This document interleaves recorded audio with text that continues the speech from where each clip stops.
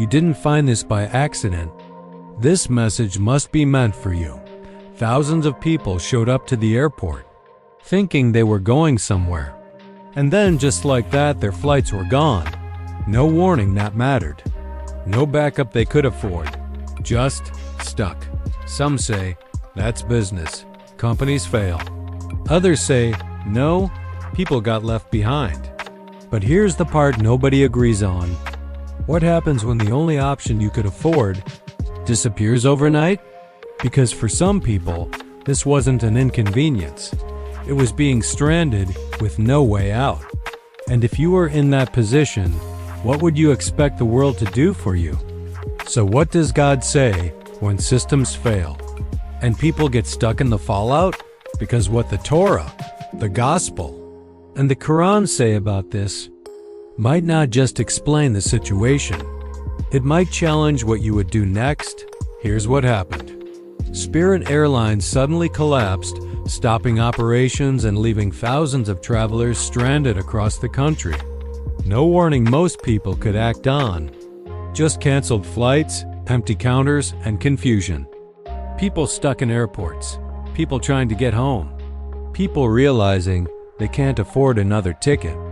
This is where it gets messy. For some travelers, switching airlines is just inconvenient. For others, it's impossible. Spirit wasn't just cheap. It was the only option they had. And now that option is gone. Other airlines stepped in to help some passengers, but not everyone. And that's where the tension builds. This isn't just a travel issue. It's a gap. A gap between people who can recover quickly and people who can't. So the real question becomes, when systems break, who is responsible for the people caught in the middle? And this is where faith steps in. Here's what's interesting.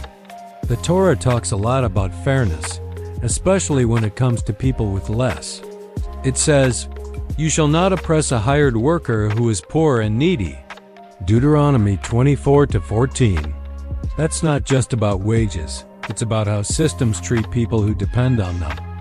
And then this, "You shall open your hand wide to your brother, to the needy, and to the poor." Deuteronomy 15:11. So when people are stranded, not just delayed, but stuck, the question isn't just, "That's unfortunate." It's who steps in. Because Judaism doesn't leave room for ignoring people who fall through the cracks. Now this might challenge how you see the situation. Because Jesus constantly pointed to people society overlooks. He said, "Whatever you did for one of the least of these brothers and sisters of mine, you did for me." Matthew 25-40. Think about that. The people struggling the most represent something sacred. And then this, "Give to the one who asks you, and do not turn away from the one who wants to borrow from you." Matthew 5:42. That's uncomfortable. Because it removes the excuse of, "It's not my responsibility." But here's what people are missing. Christianity doesn't ask if someone deserves help. It asks if you're willing to give it. Now listen to this.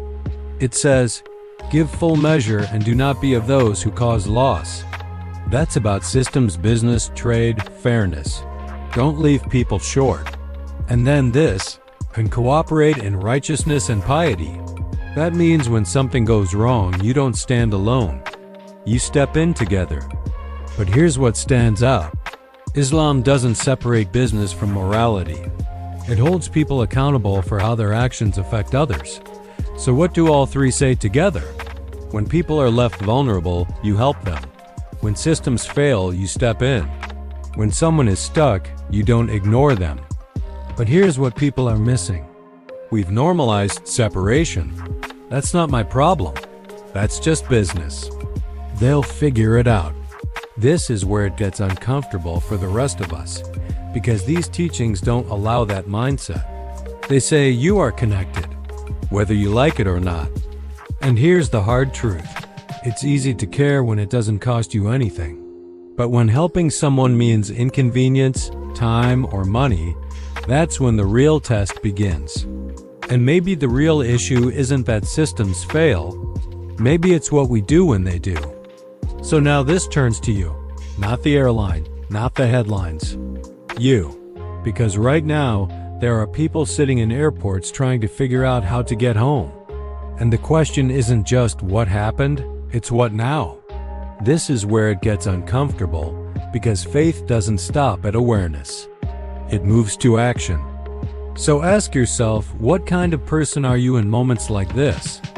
Do you look away? Do you say, "That's unfortunate"? Or do you find a way to help? Because maybe you're not running an airline, but you are part of a system, a community, a world where people rely on each other more than we admit.